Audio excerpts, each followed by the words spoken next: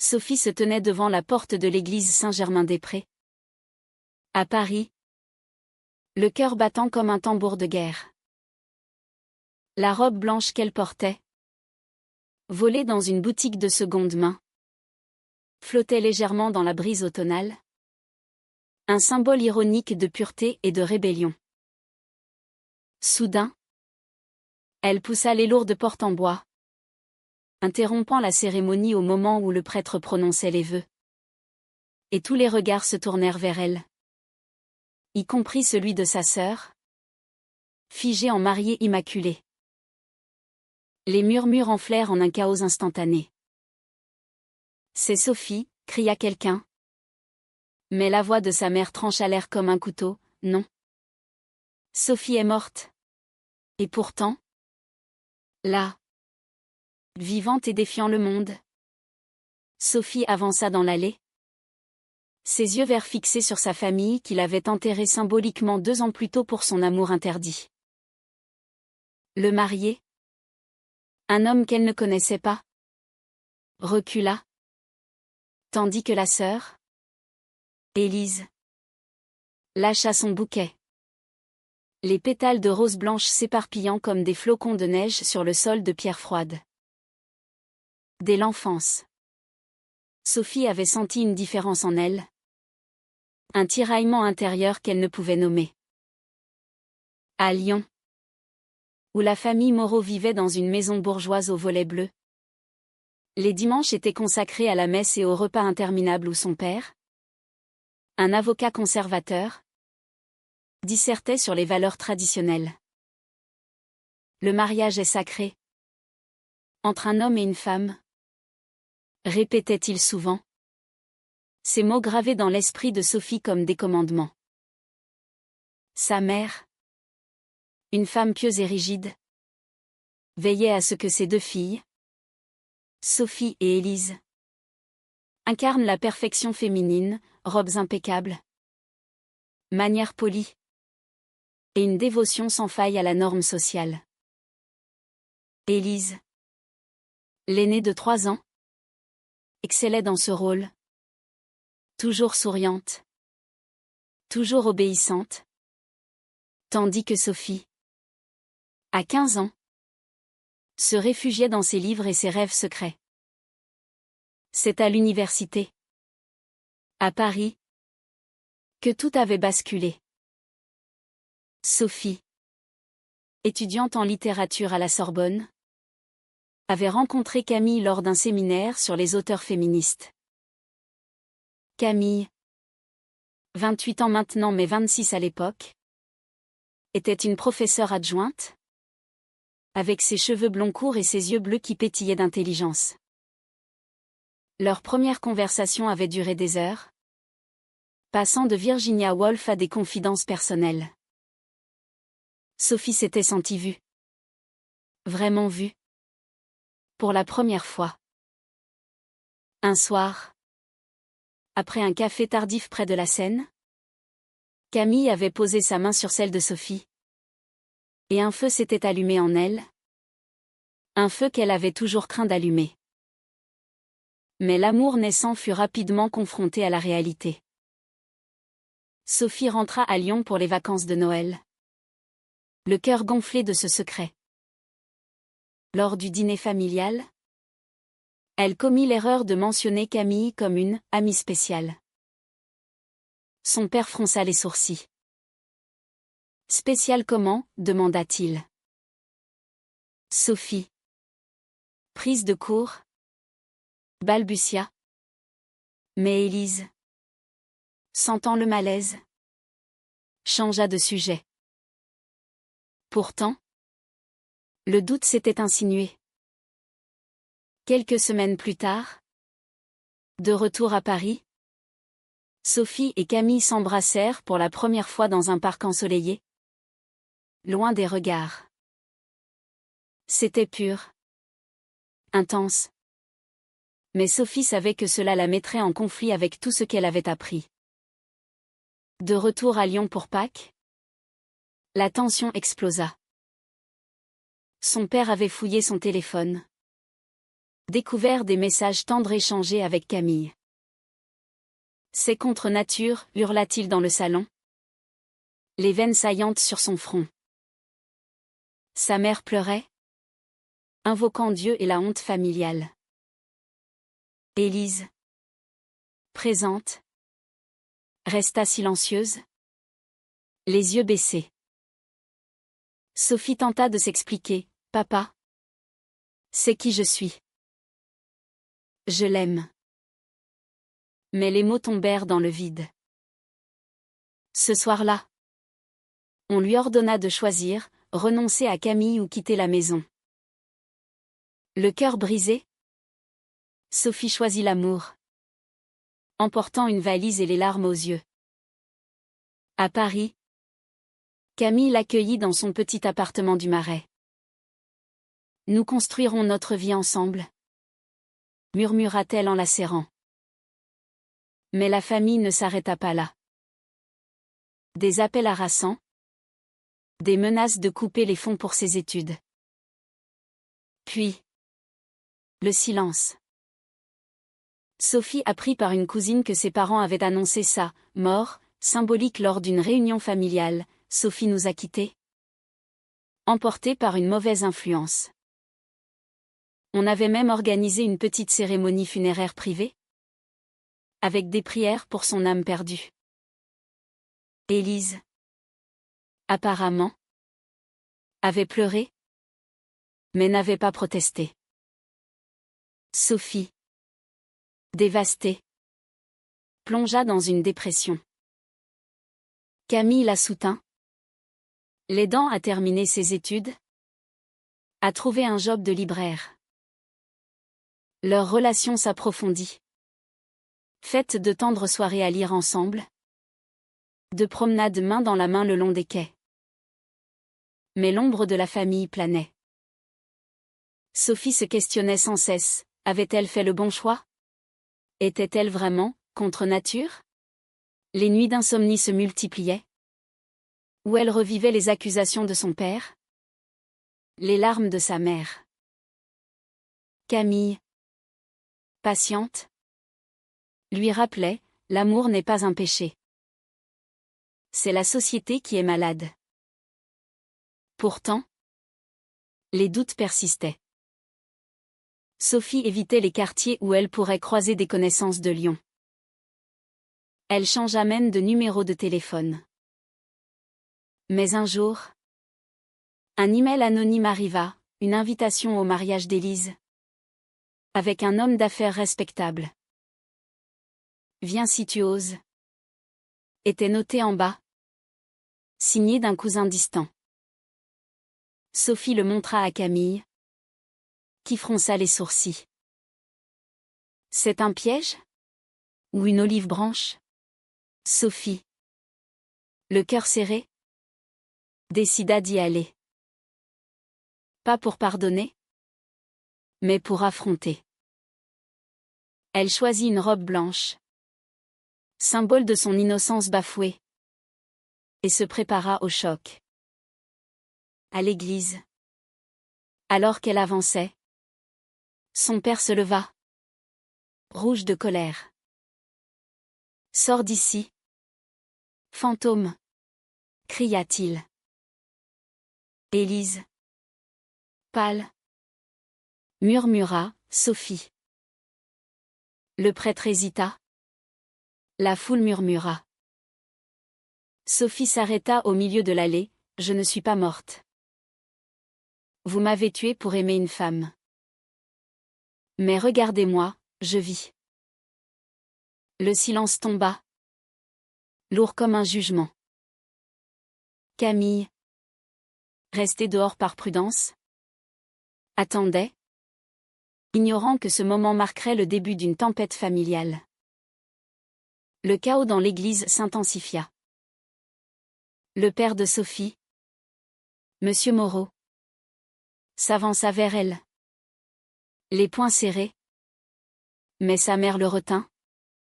Les yeux emplis d'un mélange de choc et de soulagement réprimé. Élise, toujours en robe de mariée, descendit de l'autel, ignorant les protestations de son fiancé. Antoine. Sophie.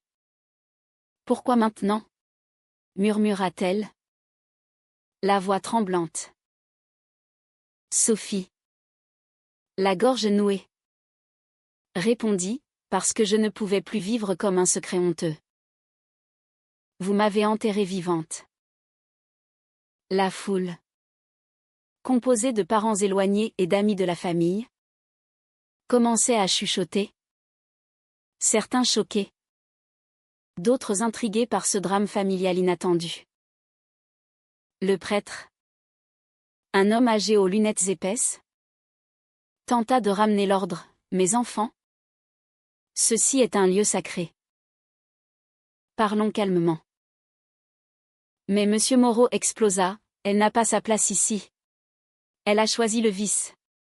Sophie sentit une vague de colère monter. Le vice? Aimer quelqu'un du même sexe?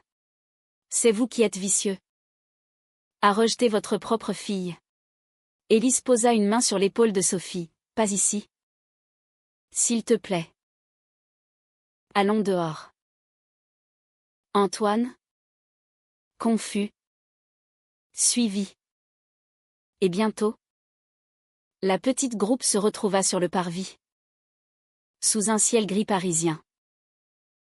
Camille, qui avait entendu le tumulte, s'approcha discrètement.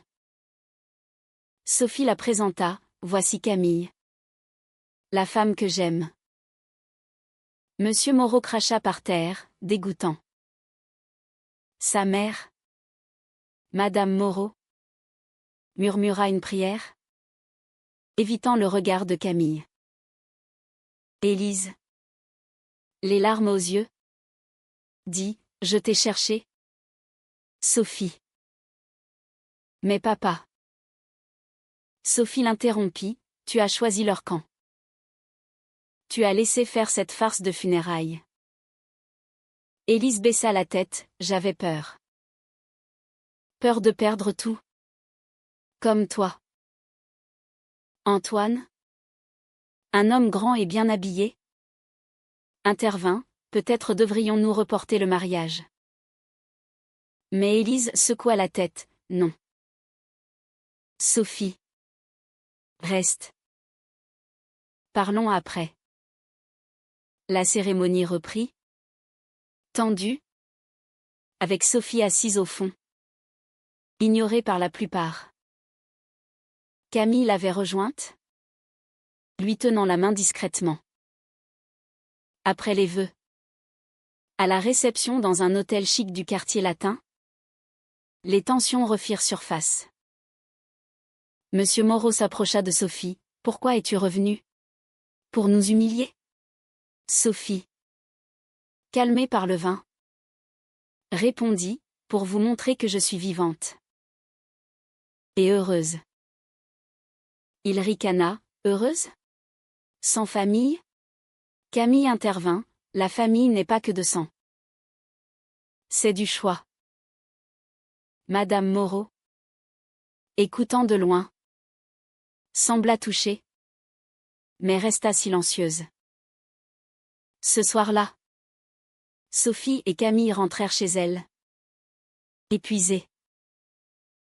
Était-ce une erreur? Demanda Sophie. Levée contre Camille. Non. C'était courageux. Répondit-elle. Mais les jours suivants apportèrent des complications. Élise appela, je veux te voir. Seule. Elles se rencontrèrent dans un café près de Notre-Dame. Élise avoua, j'ai toujours su pour toi. Depuis l'adolescence. Mais je n'ai pas osé dire. Papa est si rigide. Sophie. Surprise. Demanda, et toi? Es-tu heureuse avec Antoine? Élise hésita, il est gentil. Stable. Ce que les parents veulent. Mais ses yeux trahissaient un doute. Au fil des rencontres secrètes, Sophie découvrit que Élise luttait elle aussi avec son identité. J'ai eu des sentiments pour une amie au lycée. Mais j'ai étouffé ça. Confia-t-elle. Sophie sentit une connexion renaître. Mais aussi une trahison passée. Pourquoi n'as-tu rien dit quand ils m'ont chassée? Élise pleura, j'étais lâche. Je regrette. Pendant ce temps, les parents apprirent ces rendez-vous. Monsieur Moreau forbada à Élise de voir Sophie, elle te corrompra. Mais Élise défia pour la première fois, c'est ma sœur. Camille, de son côté, sentait la jalousie monter. Tu passes plus de temps avec elle qu'avec moi, dit-elle un soir. Sophie rassura, c'est pour réparer. Mais les doutes s'insinuaient. Sophie se questionnait sur ses choix, avait-elle sacrifié trop pour l'amour? La société française, malgré ses lois progressistes, gardait des poches de conservatisme, surtout dans les familles bourgeoises. Des amis de Camille racontaient des histoires similaires, rejet, thérapie de conversion forcée. Sophie se sentait isolée, tiraillée entre son passé et son présent. Un jour, Élise arriva en larmes chez Sophie et Camille. Antoine, c'est pour mes doutes. Il veut annuler. Sophie la serra, quel doute? Élise avoua, je pense que je suis comme toi. J'aime les femmes. Le choc fut immense. Camille, généreuse, offrit du thé, prends ton temps. Mais cette révélation compliqua tout. Monsieur Moreau, apprenant par Antoine, accusa Sophie d'avoir infecté Élise. Il menaça de déshériter les deux. Madame Moreau, plus nuancée, appela Sophie, viens à la maison. Parlons. La réunion familiale fut explosive. À Lyon, dans le salon familial, Monsieur Moreau hurla, vous deux. Des pécheresses. Élise, forte pour la première fois, répondit, non. Papa. C'est de l'amour. Sophie ajouta, vous nous avez perdus en nous rejetant. Madame Moreau, en larmes, murmura, j'ai peur pour vos âmes. Camille, invitée, défendit, l'amour n'a pas de genre. Le débat dura des heures, avec des arguments théologiques, sociaux, personnels. À la fin, Monsieur Moreau claqua la porte, laissant les femmes seules. Élise décida de quitter Antoine, choisissant l'authenticité. Elle emménagea temporairement chez Sophie et Camille, créant une dynamique tendue. Camille se sentait envahie. Sophie médiatrice. Les nuits étaient remplies de discussions profondes sur l'identité, la société, les sacrifices. Élise explorait sa sexualité, sortant avec une femme pour la première fois. Mais cela réveilla des jalousies chez Sophie, qui se rappelait sa propre lutte. Les semaines suivantes furent un tourbillon d'émotions. Élise, libérée de son mariage avorté, plongeait tête baissée dans sa nouvelle vie. Elle rencontra Marie, une artiste de 30 ans, lors d'un vernissage à Paris. Leur connexion fut immédiate, rire partagé, regard complice. Sophie, heureuse pour sa sœur, ne pouvait s'empêcher de ressentir une pointe d'envie. Elle a tout si facilement, confia-t-elle à Camille une nuit. Camille, toujours sage, répondit, elle paye le prix aussi. Regarde ce qu'elle a perdu. En effet, Antoine, blessé, avait répandu des rumeurs dans les cercles bourgeois, ternissant la réputation des sœurs Moreau. Monsieur Moreau, furieux, coupa les vivres à Élise, qui dut trouver un emploi de secrétaire. Madame Moreau, déchirée, envoyait des messages secrets, je prie pour vous. Sophie, travaillant dur à la librairie, soutenait financièrement. Mais les conflits intérieurs s'intensifiaient. Sophie se questionnait sur la moralité de son influence. Avait-elle poussé Élise à ce choix? Élise, de son côté, luttait avec la culpabilité, j'ai trahi Antoine. Était-ce juste? Marie, optimiste, l'encourageait, l'amour vrai vaut tous les sacrifices. Un soir, lors d'un dîner à 4 Sophie, Camille, Élise et Marie, les tensions éclatèrent. Camille accusa Élise d'être égoïste, tu débarques et bouleverses tout. Élise riposta, j'essaie de survivre. Sophie, médiatrice, calma les esprits. Mais le doute s'installa. Plus tard, seule avec Camille, elle avoua, peut-être que notre amour est maudit. Regarde le chaos qu'il cause. Camille, les yeux humides, répondit, non. C'est la société qui est maudite. Nous devons lutter. Pendant ce temps, la société extérieure réagissait. Des amis de la famille ostracisaient les sœurs. Sophie perdit des clients à la librairie après des ragots. Élise fut harcelée en ligne par des conservateurs anonymes. Mais il y avait aussi du soutien, un groupe LGBT local les invita à des réunions. Là, Sophie et Élise partagèrent leurs histoires, trouvant du réconfort dans des expériences similaires. Camille, active dans ses cercles, organisa un événement pour sensibiliser aux rejets familiaux. Cependant, une trahison inattendue survint. Marie, sous pression, révéla à Élise qu'elle avait contacté Monsieur Moreau pour plaider leur cause. Je pensais que ça aiderait, dit-elle. Élise, furieuse, rompit, tu as trahi ma confiance. Sophie, apprenant cela, confronta Marie, tu n'avais pas le droit. Marie partit, laissant Élise brisée. J'ai tout perdu pour rien, sanglota-t-elle.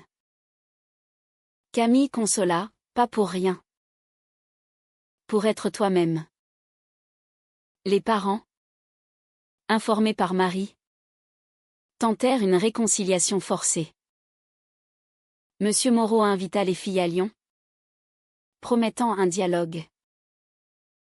Mais sur place, c'était un piège, un prêtre et un psychologue attendaient pour une thérapie de conversion.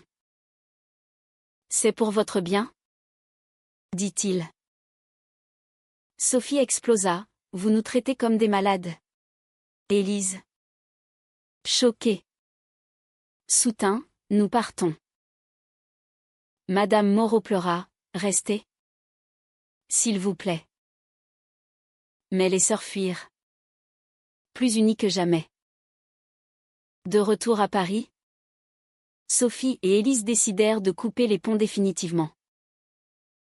Camille, supportive, aida à trouver un avocat pour des questions légales. Mais les dommages psychologiques étaient profonds. Sophie fit des cauchemars de rejet. Élise sombra dans l'alcool. Un soir, ivre, Élise embrassa Sophie impulsivement, tu es la seule qui comprend. Sophie recula, non. Élise. C'est pas ça. Le malaise s'installa. menaçant leur lien fraternel. Camille, sentant la distance, confronta Sophie, choisis, ta sœur ou nous. Sophie, déchirée, répondit, je ne peux pas choisir. Mais au fond, elle savait que son amour pour Camille était son ancre. Élise, réalisant son erreur, s'excusa et décida de déménager. Je dois trouver ma voie seule, dit-elle. Sophie, soulagée mais triste, l'aida à trouver un appartement. Les mois passèrent, avec des hauts et des bas. Sophie et Camille renforcèrent leur couple, participant à des marches pour les droits LGBT. Élise, guérit lentement, rencontra une nouvelle femme, plus stable.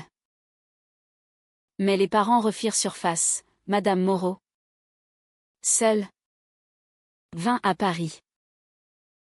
Ton père est malade. Il regrette. Sophie hésita, pardonner ou non. Élise refusa, trop tard. Le dilemme moral pesait. La famille mérite-t-elle une seconde chance après tant de douleurs? Sophie visita son père à l'hôpital. Il était faible. Les yeux fatigués. J'avais tort, murmura-t-il. Peur de la société. Sophie, émue, répondit, la société change. Pas grâce à des gens comme vous. Il pleura, pardonne-moi. Elle ne répondit pas, laissant le silence parler. Le pardon n'était pas simple. Sophie rentra à Paris, tourmentée. Il est mourant. Dois-je oublier? Demanda-t-elle à Camille. Le pardon est pour toi. Pas pour lui. Répondit-elle. Élise, informée. Fut plus dur, il nous a détruites. Laisse-le souffrir. Mais Madame Moreau appela, viens à l'enterrement. S'il te plaît. Le père mourut 2 semaines plus tard, d'un cancer foudroyant. Les sœurs débattirent, aller ou non. Finalement, elles y allèrent. Pour leur mère. À l'enterrement. À Lyon. Les regards étaient hostiles. Des oncles murmuraient, les déviantes. Sophie et Élise tinrent bon. Main dans la main. Madame Moreau. Veuve maintenant. Les serra, merci d'être venue. Après. Elle confia, j'ai toujours su. Mais la peur. Sophie répondit, la peur n'excuse pas le mal. Élise ajouta, nous reconstruisons sans vous. Pourtant, un lien ténu persistait. Madame Moreau promit de changer. D'accepter. De retour à Paris, la vie reprit. Sophie fut promue à la librairie, organisant des lectures LGBT. Camille publia un article sur les rejets familiaux, inspiré de leur histoire. Élise, en couple stable, trouva un job en marketing. Mais les cicatrices restaient. Sophie luttait avec la dépression récurrente, consultant une thérapeute. Vos choix étaient justes, mais douloureux, disait-elle. Élise, elle, questionnait ses décisions, avait-elle sacrifié un mariage stable pour une liberté incertaine? Un nouveau conflit surgit quand Madame Moreau vint vivre à Paris. Seule et fragile. Aidez-moi, supplia-t-elle. Sophie accepta. Par devoir. Élise refusa, elle a choisi papa. Camille médita, la compassion n'est pas faiblesse. Sophie installa sa mère dans un petit appartement, l'aidant financièrement. Les discussions étaient tendues. Pourquoi nous as-tu laissé partir? Madame Moreau avoua, par faiblesse. La société dicte. Sophie répliqua, la société évolue. Les lois sur le mariage gay existent depuis des années. Au fil du temps, Madame Moreau s'ouvrit. Elle rencontra Camille, apprit à l'apprécier. Tu rends ma fille heureuse, dit-elle un jour. Élise, réticente, vint dîner. La soirée fut émouvante, rire, larmes, excuses. Mais Élise posa la question, était-ce moral de nous rejeter? Madame Moreau répondit, non. J'avais tort. Le pardon commença à germer. Mais lentement.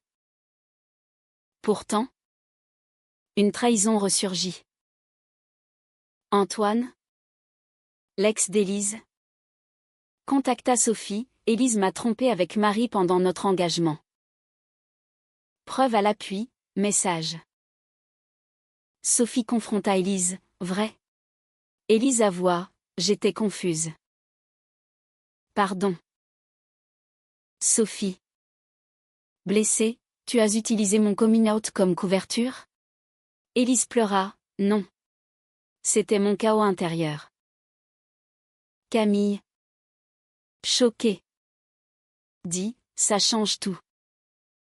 Le trust brisé? Les sœurs s'éloignèrent. Sophie se replia sur Camille, renforçant leur amour. Nous contre le monde, murmura-t-elle. Élise, seule, affronta ses démons, cherchant rédemption.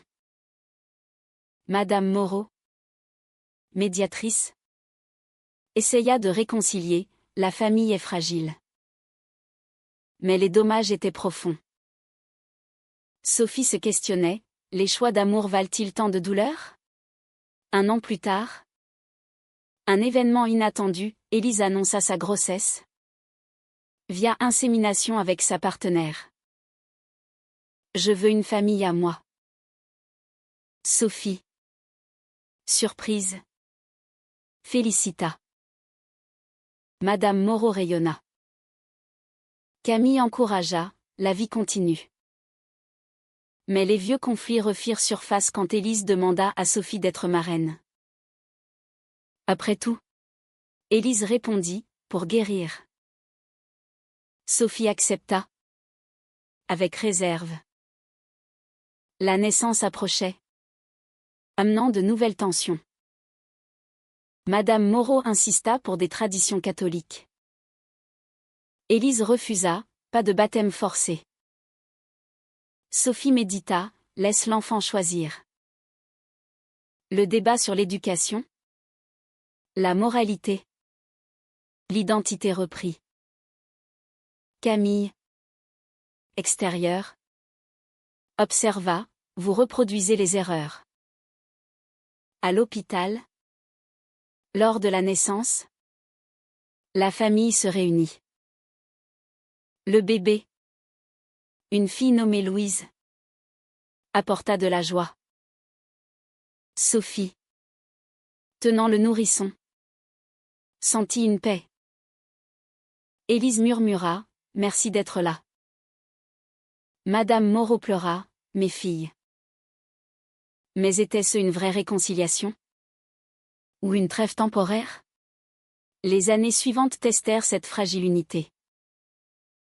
Louise grandit dans un Paris tolérant, élevée par Élise et sa partenaire, avec des visites de Sophie et Camille. Madame Moreau, âgée, devint une grand-mère aimante, abandonnant ses préjugés. L'amour est amour, dit-elle enfin. Sophie, maintenant 30 ans, écrivit un livre sur leur histoire, Un best-seller qui sensibilisa aux drames familiaux LGBT. Camille, fière, la soutint. Élise, mère épanouie, trouva la paix. Mais les ombres persistaient. Sophie luttait avec des flashbacks de rejet, consultant toujours. Élise regrettait parfois son mariage avorté. Était-ce le bon choix? Madame Moreau, sur son lit de mort, confia: j'ai payé pour mes erreurs. Sa mort unit les sœurs, enterrant le passé. Pourtant, de nouveaux défis surgirent. Louise, à 10 ans, posa des questions sur la famille. Pourquoi grand-père nous a rejetés? Élise expliqua honnêtement, enseignant la tolérance. Sophie, tante dévouée, partagea ses leçons. Les choix ont un prix, mais l'authenticité en vaut la peine. Camille et Sophie adoptèrent un enfant, complétant leur famille. La société évoluait, plus de visibilité LGBT, moins de stigmatisation. Mais dans les cercles conservateurs, les sœurs restaient des parias. Sophie débattait publiquement, affrontant des critiques. Vos choix détruisent les familles traditionnelles, disaient certains. Elle répondait: non. L'intolérance le fait. Au final, les personnages payèrent cher: perte, trahison, douleur. Mais ils trouvèrent la résilience. Sophie et Camille, ensemble pour toujours, regardaient en arrière avec sagesse. Élise, mère forte, élevait Louise dans l'ouverture. Le rejet familial pour l'orientation sexuelle est-il toujours immoral? Ou peut-il être justifié par des croyances sincères?